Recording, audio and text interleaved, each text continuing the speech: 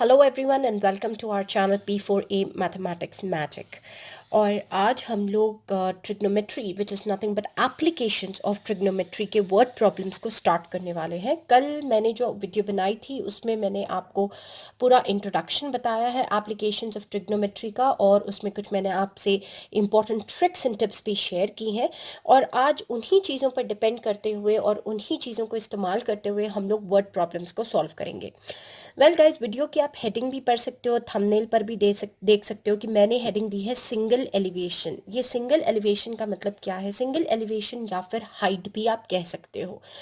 Trigonometry में वैसे बहुत सारी वैरायटी है वर्ड प्रॉब्लम्स की, और मैं एक चीज़ सभी स्टूडेंट्स को बता दूं कि जैसे अगर आप सीबीएसई बैकग्राउंड के स्टूडेंट हो, या आप आईसीएसई बैकग्राउंड के स्टूडेंट हो, या एसएससी के स्टूडेंट हो, तो ऐसा नहीं होता है बच्चों कि आप लोगों को जो एग्जाम में क्वेश्चन आएगा इस चैप्टर से रिलेटेड वो डिट्टो सेम आएगा।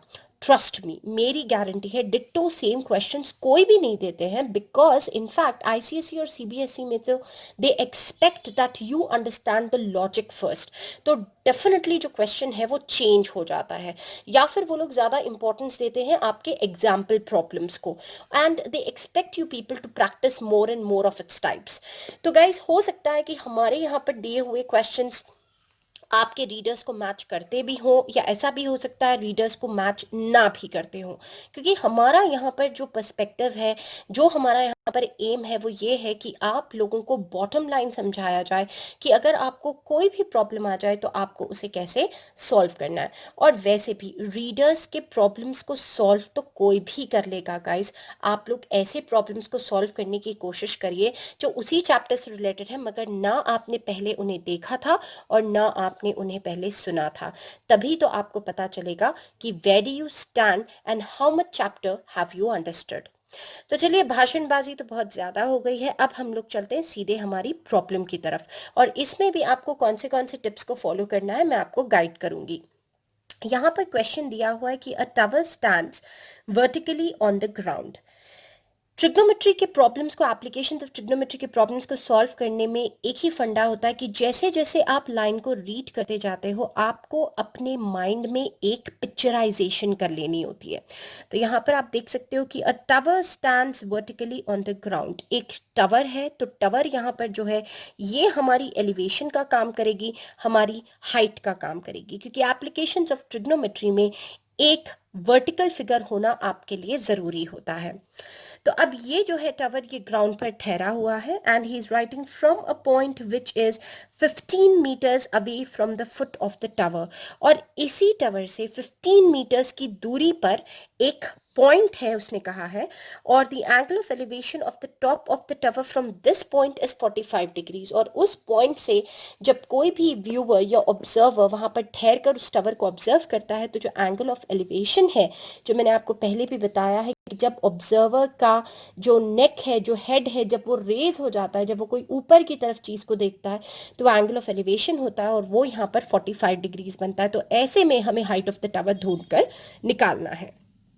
जो बच्चे स्मार्ट इनफ होते हैं वो तो इसे फटाफट से कर लेंगे, और जो हमारे बच्चे, मैं ये नहीं कहूँगी कि जो बच्चे हमारे स्मार्ट नहीं होते, मैं बोलूँगी जो हमारे बच्चे एक्सेप्शनल होते हैं, एक्सेप्शनली स्मार्ट होते हैं, अगर उन्हें ये करना ना आए तो मैं आपको बताती हूँ क्या करना होगा। पूरे प्रॉब्लम ने आपने आइडेंटिफाई कर लिया है कि यहाँ पर सिंगल हाइट की बात हो रही है, क्योंकि एक ही टावर है, तभी तो हेडिंग है सिंगल एलिवेशन या सिंगल हाइट। तो all you have to do is, in order to start, आप पहले एक 90 डिग्री का ट्रायंगल बनाकर अपने लिए रेडी कर लीजिए।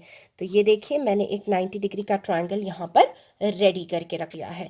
अब आपको सिर्फ इतना करना होगा कि दी हुई इंफॉर्मेशन को आपको इस ट्रायंगल में असेंबल कर देना होगा।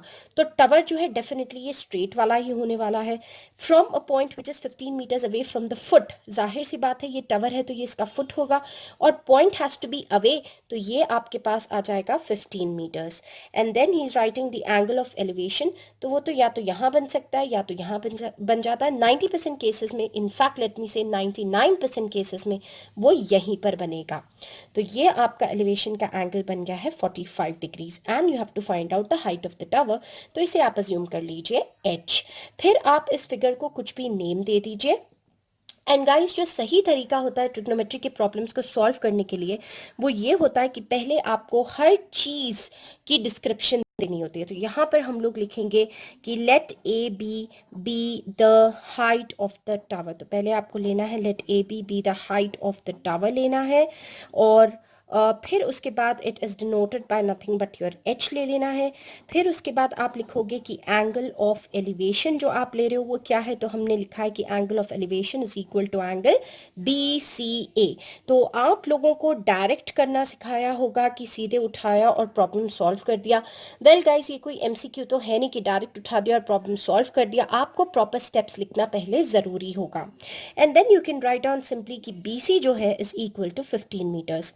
अब कौन सा रिलेशन कहाँ पर लगाना है, ऑलवेज रिमेंबर गाइस, जो चीज़ आपको फाइंड आउट करनी है, ओके, और जो चीज़ आपको दी हुई है, पहले with respect to the angle आप उन साइड्स को आइडेंटिफाई करिए। ये H45 के ऑपोजिट है तो मैं इसे लिख देती हूँ ऑपोजिट, या फिर you can also write it as your perpendicular, क्योंकि ये वाला पॉइंट आपका 90 डिग्री का पॉइंट है। और फिर आप देख सकते हो ये 15 मीटर्स 45 से लगा हुआ है, तो ये बन जाती है आपकी एडजेसेंट, या फिर आप इसे बेस भी लिख सकते हो। अब वो कौन सा ट्रिग्नोमेट्रिक रेशो है जो ऑपोजिट और एडजेसेंट के बीच में होता है? तो let me tell you, it is nothing but the famous tan theta. तो अब हमें ये पता चल चुका है कि हमें कौन सा ट्रिग्नोमेट्रिक रेशियो यहाँ पर अप्लाई करना है। तो मुझे कैसे पता चला? जो ढूंढना है और जो दिया हुआ है उन दोनों के बीच में। तो well guys, I just do opposite divided by adjacent is nothing but equal to your tan theta। तो अब हम लोग लिख लेते हैं यहाँ पर therefore tan एंगल हमारे पास 45 डिग्रीज है, which is equals to opposite हमारे पास h है, and adjacent या फिर base हमारे पास 15 है। tan 45 की वैल्यू ट्रिग्नोमेट्रिक टेबल से 1 है। ट्रिग्नोमेट्रिक टेबल की रेफरेंस और ट्रिक मैंने आपको प्रीवियस वीडियो में बता रखी है, आप उसे रेफर कर सकते हो। मैंने वैल्यूज़ को सब्सटीट्यूट कर दिया है और क्रॉस मल्टीप्लाई, तो we get 1 into 15 is equal to 1 into h, which implies 15 meters is finally equal to your h. तो फिर कंक्लूडिंग स्टेटमेंट लिखते हैं क्योंकि ये वर्ड प्रॉब्लम है। Therefore the height of the tower आपको लिखनी है। Therefore the height of the tower जो है वो आप लोग लिख सकते हो is nothing but equal to 15 meters. तो ये हो गया है आपका solution to a single elevation problem. और अब हम ऐसा ही एक और क्वेश्चन देखते हैं ताकि आप लोग और थरो हो जाओ। तो let's see. A kite is flying at a height of 75 meters from the ground, inclined at 60 degree to the horizontal with a string, and find the length of the string to the nearest meter।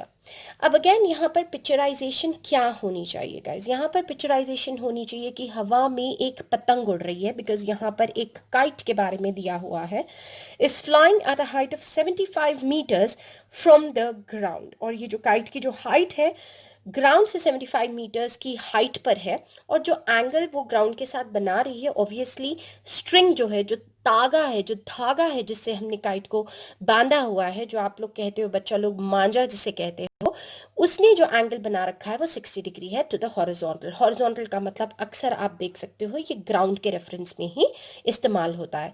Well, मैंने दोनों problems जो आज consider की है उसमें height of the observer बिल्कुल नहीं दी गई है, इसलिए हमने उसे निग्लेक्ट किया है। Find the length of the string to the nearest meter. अब हमें करना क्या है? सी, एक्चुअली में तो अगर आप देखते हो तो फिगर बन जाता है कुछ इस तरीके का कि आपका आसमान में जो है ये एक काइट उड़ रही है गाइस, ओके, एंड ये जो पर्टिकुलर काइट है ये स्ट्रिंग से जुड़ी हुई होगी, राइट, ये जो हम मांझा कहते हैं उससे जुड़ी हुई होगी। और इसी काइट की जो हाइट है, जो हाइट है अबव द ग्राउंड, वो आप देख सकते हो इज नथिंग बट 75 मीटर्स। तो ये जो है काइट आपके ज़मीन से अगर आप देखते हो, तो अगर आपके ग्राउंड से आप कंसिडर करते हो, मैंने कुछ ग्रास बना दी है, तो it is nothing but your 75 meters की हाइट पर है। ओके और जो एंगल वो बना रही है वो है नथिंग बट 60 डिग्रीज का एंगल जब कभी यहाँ से हम लोग इस चीज़ को ऑब्जर्व करेंगे। तो ये मैंने ऑब्जर्वर की आई बनाई है यहाँ पर, क्योंकि हाइट ऑफ द ऑब्जर्वर यहाँ पर निगलेक्टेड है, उसने नहीं दिया हुआ है।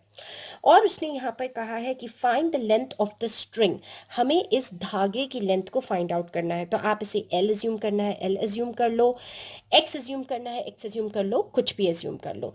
तो वेल ये तो इसकी पिक्टोरियल रिप्रेजेंटेशन थी। आपको जब एग्जाम में ड्रॉ करना है तो सिंपली आप एक 90 डिग्री का ट्रायंगल ड्रॉ कर लेना और जो मैंने अभी आपको ट्रिक बताई है वही करना है। जितने भी एम्प्टी साइड्स है आप उन लोगों को अप्रोप्रिएटली रिस्पेक्टिवली फिल करने की कोशिश करना। तो एंगल मैंने कह दिया था 99% बेस पर ही बनता है। हाइट ऑब्वियसली यही होगी और ये भी सिंगल एलिवेशन सिंगल हाइट का ही प्रॉब्लम है। और लेंथ ऑफ द स्ट्रिंग यानी कि यहाँ पर होगी और आप इसे नाम दे दीजिए एंड फटाफट अब इसका हम लोग डिस्क्रिप्शन देते हैं। तो सोल्यूशन में हम लोग लिखेंगे कि let a be the height of the kite from the ground. तो ये ग्राउंड से जितने हाइट पर है हम वो मेंशन कर देते हैं and that comes out to be nothing but your 75 meters. उसके बाद हम लोग ले लेते हैं कि जो BC है इज द ग्राउंड ले लो आप, या आप उसे हॉरिजॉन्टल भी कंसिडर कर सकते हो। फिर आप ले लो कि AC जो है is nothing but the length of the string. तो हाइट्स एंड डिस्टेंसेस का एक ही फंडा होता है कि जब तक आपके दिमाग में पिक्चर नहीं आ जाती फ्रेंड्स, पिक्टोरियल रिप्रेजेंटेशन नहीं आ जाती, आपका फिगर रॉन्ग हो सकता है। मगर अगर पिक्टोरियल रिप्रेजेंटेशन आ गई तो फिगर बिल्कुल भी रॉन्ग नहीं होता है। तो आप इसको L अज्यूम कर सकते हो। And then he is given you the angle of elevation. तो एंगल ऑफ एलिवेशन यहाँ पर आप एंगल C भी लिख सकते हो या एंगल AC भी लिख सकते हो which is equal to your 60 degrees. अब चलते हैं इसे सॉल्व कैसे करना है। तो फ्रेंड्स क्या दिया हुआ है और उसने क्या ढूंढने को कहा है, इन दोनों में हमें रिलेशनशिप लगाना है। तो 60 के ये ऑपोजिट साइड दी हुई है और हाइपोटेन्यूज ढूंढकर यहाँ पर निकालना है। तो वो रिलेशन जो ऑपोजिट और हाइपोटेन्यूज के बीच में आता है, तो let me tell you guys it is nothing but your sine theta. आपका सेकेंड थीटा भी यूज कर सकते हो मगर हम लोग आप लोग को सजेस्ट करेंगे कि आप डायरेक्ट रेशियोज का ही इस्तेमाल करिए। तो अब हमें यहाँ पे इतना करना है कि साइन 60 हम लोग फटाफट से लगा देते हैं और ऑपोजिट साइड हमारे पास यहाँ पर 75 है और हाइपोटेन्यूज यहाँ पर हमने L अज्यूम किया है। वेल साइन 60 की value from the trigonometric table is nothing but √3/2 which is equals to 75/L। तो ये मैंने इसकी वैल्यू सब्स्टिट्यूट कर दी। अब करना क्या है, आपको मियरली क्रॉस मल्टीप्लाई करना है। So now what you're going to get, √3 into L will give you √3 into L and then 2 into 75. तो आपको मिल जाएगा √3L is equal to 150 और this implies कि जो L की वैल्यू मिलेगी वो है 150/√3। वेल आप आंसर ऐसे नहीं छोड़ सकते हैं, पहले हम इसमें rationalizing of the denominator करेंगे, यानी कि यहाँ पर जो भी इरेशनल नंबर है हम न्यूमरेटर और डिनोमिनेटर को उसी इरेशनल नंबर से मल्टीप्लाई करेंगे। So we are going to get 150√3 upon √3 into √3 आपको सिर्फ 3 देगा, देन 3 1s एंड 3 5s 15। तो अब आपके पास आंसर आ रहा है 50√3। मगर उसने क्वेश्चन में कहा है कि नियरेस्ट मीटर को हमें इसे राउंड ऑफ करना है। तो in such a case guys you have to put the value of √3 as 1.732। तो अब हम 50 को 1.732 से फटाफट मल्टीप्लाई कर लेंगे और देखते हैं कि जो आपको आंसर आने वाला है वो आपको क्या देगा। So all we have got is 5 2s are 10, then 5 3s are 15, and you've got a 5 3s are 15, 16, 5 7s are 35, 36, and then you have got this as your pretty answer. और decimal 3 digit से पहले लगेगा तो we have got 86.6, and course you have to round it off, so you can write down 87 meters approximately. तो ये आपका final answer इस problem का हो जाएगा because 86.6 is nearing to your 87।